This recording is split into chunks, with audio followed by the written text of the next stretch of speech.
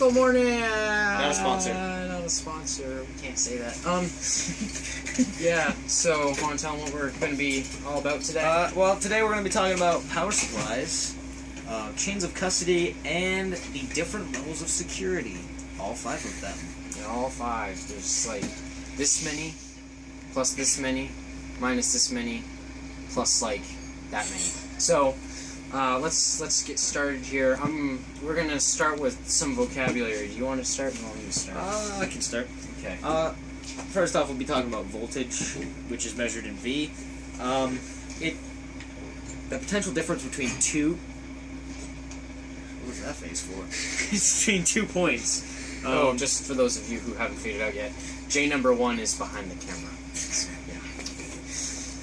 yeah. Current. The actual flow of electrons, measured in amps, or when you're writing it out, it'll be in an I, capital I.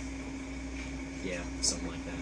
Yep. Yeah, and then you get on down to, resistance. Resistance is the conductivity of media. It's measured in ohms, and it's actually, symbol can be a capital R, or it can be, what were you calling it? It's an upside down U with some brackets at the bottom. It's the omega, the Greek letter of omega, but not omega 3s. Omega 3s are maybe good for you, but they're not resistant. They're not resistive enough to be. I'm pretty resistant to taking omega 3. Yeah, me too. I don't like omega 3. I don't like fish oil either, which is okay. So, power is also the rate at which electricity is drawn from the supply by the device using it. So, first of all, it's measured in watts, which is W, and you can find how much power or how much electricity is being drawn from a device, or for a device, by multiplying the voltage by the current. And put that in watts, and you got your amount of power being drawn. So, alright. Yeah. Conductor, a material that is good at conducting electricity, such as copper, tin, gold, basically most metals. It's what basically the contacts are within your wires and stuff that allow you to continue to use power. An insulator, the material that does not conduct the electricity, so basically what goes around the wires, so this way you don't get shocked when you touch them, hopefully.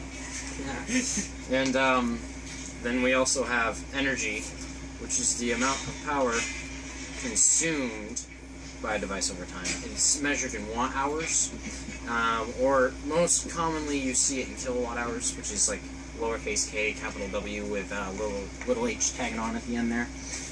And yeah, it's energy. It's exactly what it sounds like. It's the amount of energy something is using. Although that's more like power, really. Yeah. We also have some semiconductors, material that can both conduct and insulate at the same time. That's awkward. Yeah. It's like conductionception. Yeah. It's like if I was to do this. Not a sponsor. Not a sponsor. Indeed. Definitely not a sponsor. No, we don't like Apple. Or I don't like Apple. That's okay. It's okay though. A resistor would be oppose the flow of current without blocking it completely, and are used to manage electrical unit currents. Don't worry about the units. Currents. Yep. And what else do we have here? Make sure we cover all of the vocabulary. Yeah. Wow. Okay. Yeah, this is fun. Diode. Guess what a diode is? It's a valve. Don't look at my notes. Okay, a diode is a valve allowing current to flow in a single direction. It's kind of like a valve on an air hose. If you've ever been to like an automotive shop before, like my dad, for instance, is an automotive mechanic, and he has a tire machine that you can do tires and stuff on, and it kind of like it's got it's got a little valve on it that there's constantly air, or in this case energy, pushing in one direction. When you open the valve, it allows the energy to flow through in the one direction. So that's really weird, man. Okay. That's kind of like what a diode does. It opens up and allows electricity to flow in the direction. And if it's kind of like a start-stop kind of signal. Can you tell me what a fuse is? Fuse. I think you should read your notes now. Oh, okay. Well, I was just seeing if you knew what it was. Well, I think a fuse is a safety device. Yes, it is. It's a safety measure that when too much electricity is flown through it, it'll stop by blowing itself up, basically. So, and then the electricity will no longer be able to flow through the circuit, and it'll just stop right there. it's kind of like, imagine this iPad is like one circuit, and this iPad is like another circuit. Jam your feet. Okay, and so in this right here, my fingers are the fuse. Completing the circuit, it's a metal wire that has a relatively low melting point. Cut it out. And when the energy going through it exceeds the heat of the energy that should be going through it, it burns out this wire so as to kill the replaceable fuse instead of killing an irreplaceable circuitry thing. Yeah. A+ certification all the way. Really? Oh. Okay. You got transistors? Transistors? Yeah. I just did too many people. Okay. Transistors. These are semiconductor switches which can create logic devices.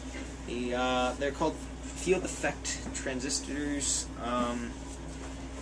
It is used to make components such as CPUs and memory. Basically, you'll find transistors in your memory. They're probably in your RAM. They're probably in your childhood somewhere. Just one of them may have been a predator, and the other one may have been your mother. I don't know. So yeah, and then we have not quite last but not least, but pretty close. We have a capacitor, and a capacitor stores electrical energy that is used to like regulate voltages. So you have a capacitor, which is like this little metal, like it's kind of like a tiny soda can. Battery is a better word to put it. And say this, the power supply is supplying voltage and current and all of that, and it has extra energy, so that extra energy goes into the capacitor. And then you have this other component over here, like this iPad, for example. And this iPad needs more energy than it's getting at that time. So the capacitor sends the extra energy to the iPad. Oh, yeah. Look at the capacitor right there. Beautiful. Beautiful little capacitor. You're so pretty. Purple. Just like my shoes. I got the big ones over here for myself. Yeah. So many opportunities for a bad joke right there.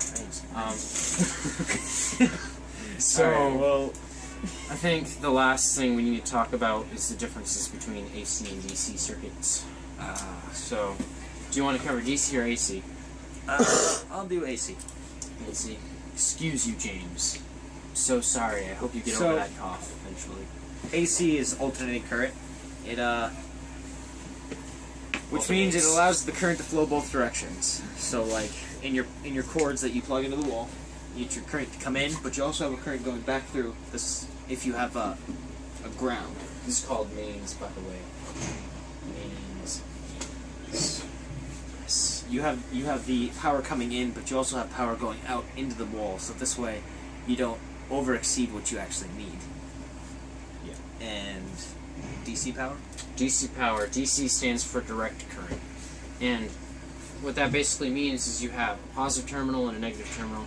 The energy is going in a direct current. It's going from one terminal straight to the next. And it doesn't go backward, it doesn't go every which way, it doesn't span out. It's a direct current. It's not amazing like a.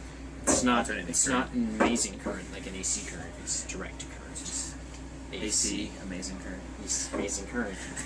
And there are actually your computer components need DC current. So in your power supplies, we're finally done with the vocab, by the way. Yeah. In your power supplies, there are transformers that do just that. They transform the AC current from your wall to DC current for your computer, such as an iPad, which I feel like dropping on cement, but I won't do that because someone will get mad. Alright, well... Let the comments begin. Now let's get into our different types of PSUs. The oldest PSU that we basically cover in A+ is the ATX PSU, the original, which had one 20-pin P1 connector and numerous 4-pin Molex connectors, also one or two 4-pin Molex connectors, mini Molex or bird connectors for the floppy disk drive, depending on, if you have two floppy disk drives, if you really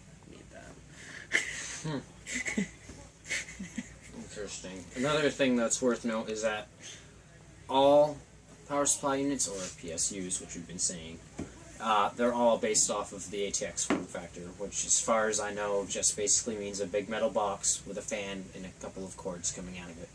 So, the ATX form factor has three or four, technically four, but only three rails. And rail is like a wire that electricity can travel on.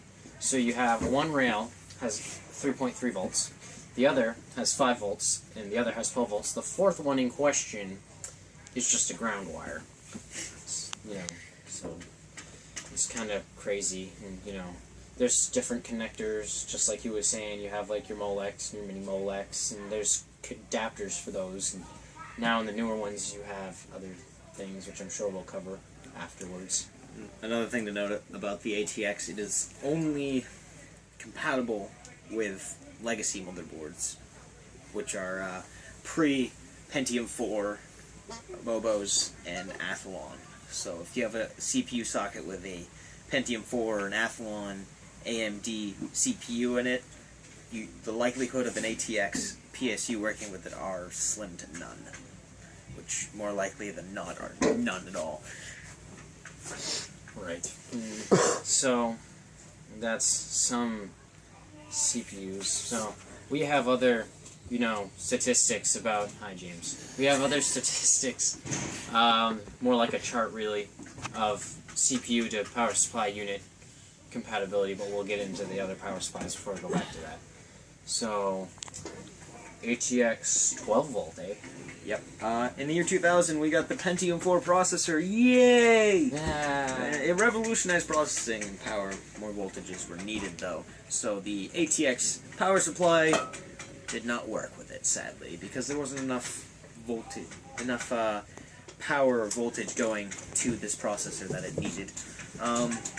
So we came out with the ATX 12 volt. We didn't come out with it. Somebody else came up with it. It had all the features of the... need to be sitting here because we'd have it made, man. We would have borne the A+ standards, literally. Yeah. So, yeah. Okay, go ahead. It had all the features of the original ATX with more. It added a square 4-pin connector, which supplied the 12 volts directly to the CPU for power, which is what the Pentium 4 needed. It also began to support SATA power connections, which are two different types of connections for like your disk drive and your hard drives. You either have SATA or PATA. PATA has pins, so you have to have a PATA. Are you having troubles over there in that box, James? let me grab that for you. All right. There we go. But, fun thing is, it's hard drives. Yeah. How convenient. Awesome. On the back of your hard drive, you'll either have a bunch of pins or just this little like flat line with some gold connectors. The PATA is pins, and SATA is the nice little slim gold connection. So the ATX 12 volt slowly began to have SATA for what was needed. Of course, PATA, the P does not stand for pins, and SATA, the S does not stand for slim. But we're not talking about that. Dang it, we're talking about power supplies. Yes, that is also how that's just another way to compare them. All right. So ATX 12 volts version 1, of course. So we haven't got to version 2 yet. Was okay with, the legacy / pre-Pentium 4 era. Yeah. Okay. Yeah. And it was also for Athlon. We already went over that. And it works good with Athlon because it's good. It works good with the legacy. Because it works okay with the legacy because of the time and more advancedness and everything. And when it actually worked good with the Pentium 4 and the Athlon because that's exactly what it was optimized to do. Sadly, it was incompatible with the Athlon 64 or later or any of the Core series processors because it was not ready for it. Yeah, it was too old for it. Those had not come out yet, I guess. Yeah.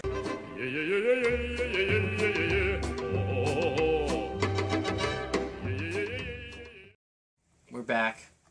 We're press and play on this action now because we had like 2 whole days worth of technical difficulty and bad time management skills. Haskell. So, Princess Leia.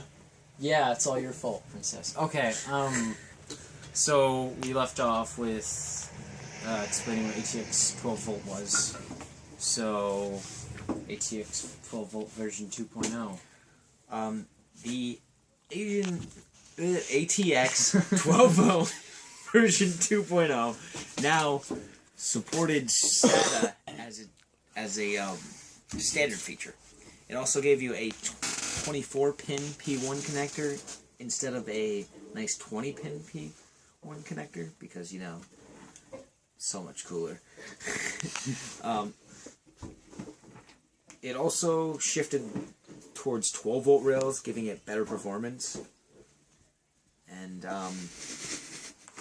as well as the CPU compatibility, it is either poor or incompatible with the legacy board PSU, like before P4 and Athlon.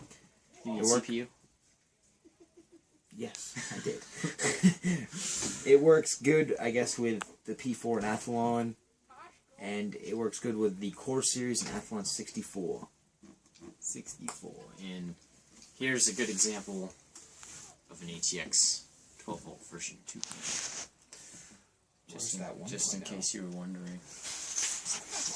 Yeah, and then you have ATX 12 volt 1.0, of course. Right, we go sideways. And then you have just the original ATX PSU.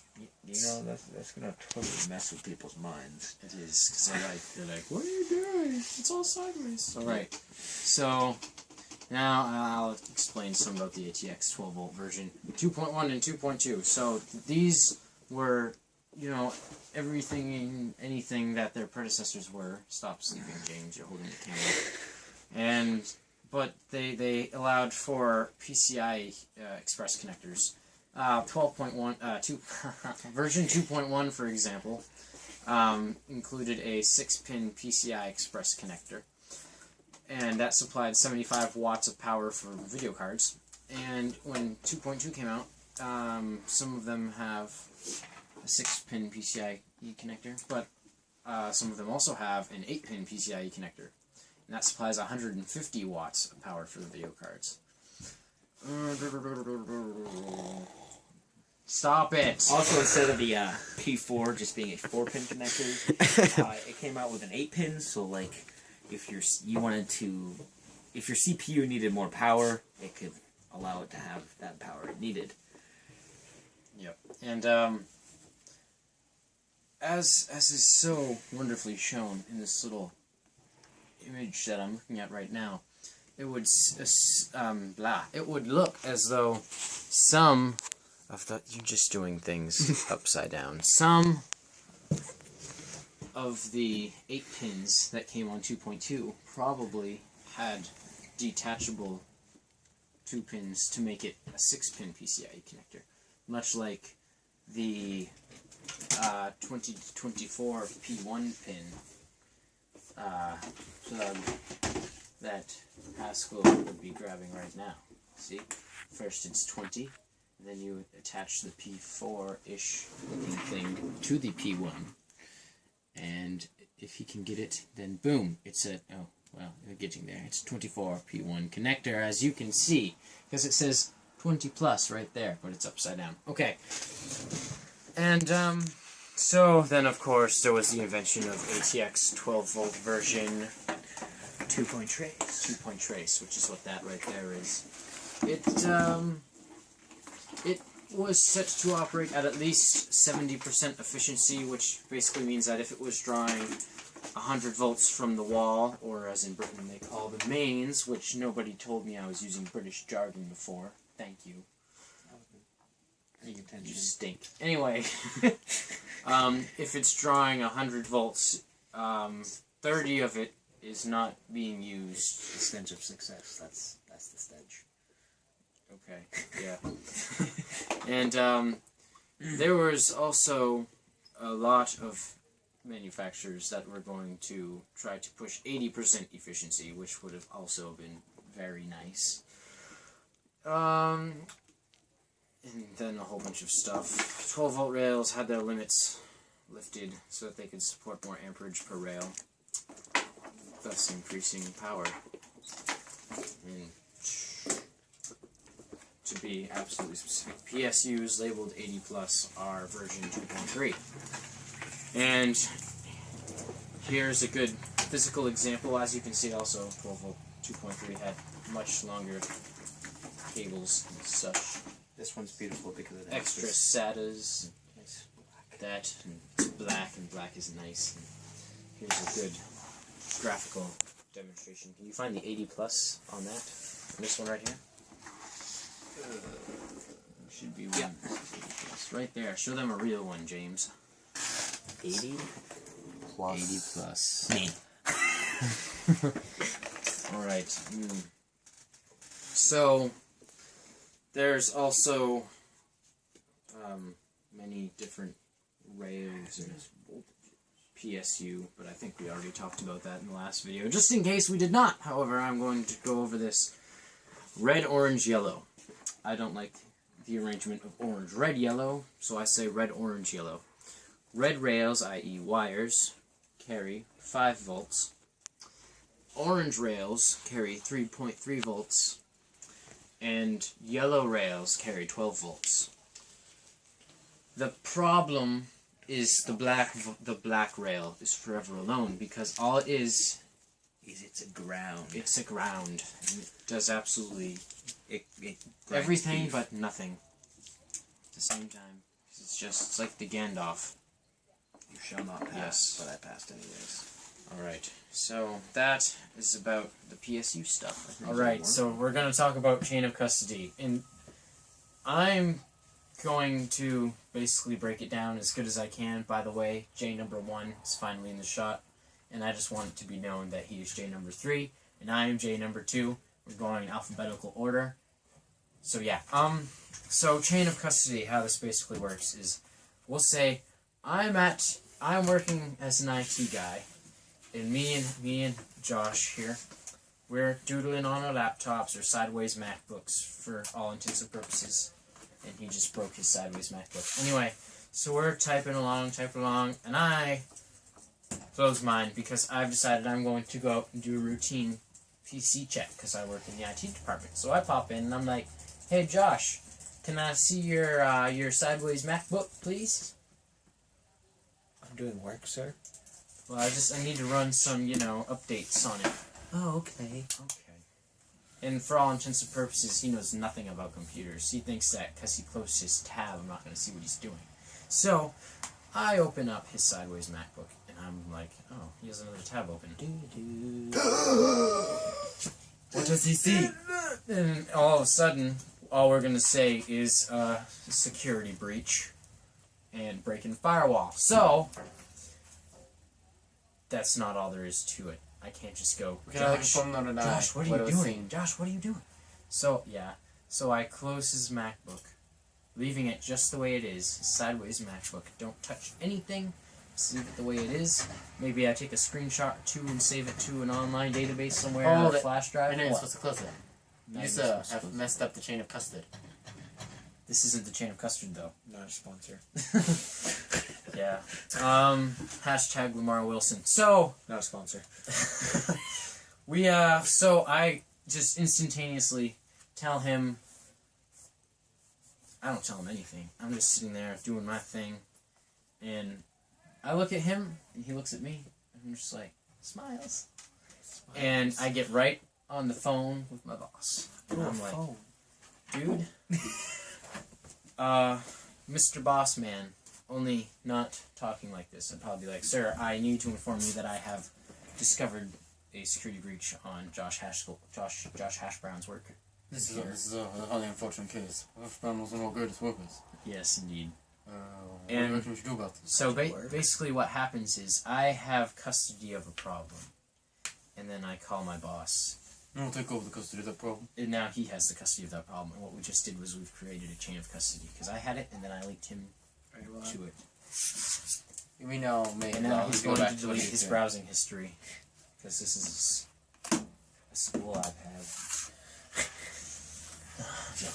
So, that's what chain of custody is basically. It's when you get custody of a security breach or a problem of some sort, and you link it up to another person. Right inside the planter shell. Not a sponsor. Okay. So, yes, indeed, hashtag Lamar Wilson. Anyway. Not a sponsor. James, why don't you tell us about the levels of secrecy? You and Haskell the amazing both. differences between them. You and Haskell both. I should emphasize the differences of secrecy with my pitch and my voice. You might need to talk a little louder. Yeah. Facing the camera, of course. There is, of course, the unrestricted, unclassified information, which is information should be. It is free and unclassified. And then there is classified information, which is for only involved parties and the company. Then there is confidential information, which is for only the party. Rather, only for the company itself. Then there is top secret, which is for only very approved personnel. Then there's top secret, in which very few people should know. And we got an undisclosed construction site again. Yeah. That is top secret information.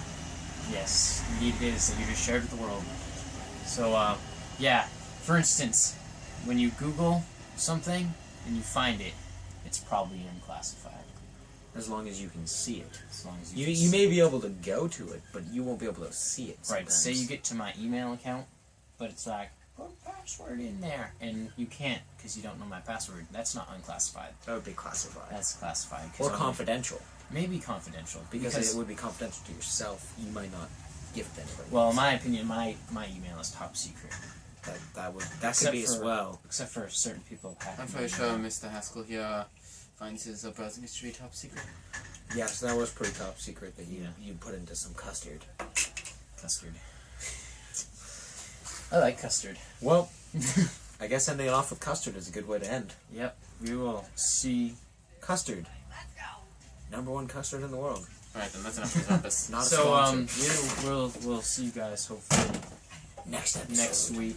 I need to look at my chat. And there's James picking up the set before we're even done. James, we're not done yet. Yeah, J1 is so we have to end our salutations with more salutations. So basically, we'll see you guys next week. Our teachers come to salutate us. Maybe even sometime this week.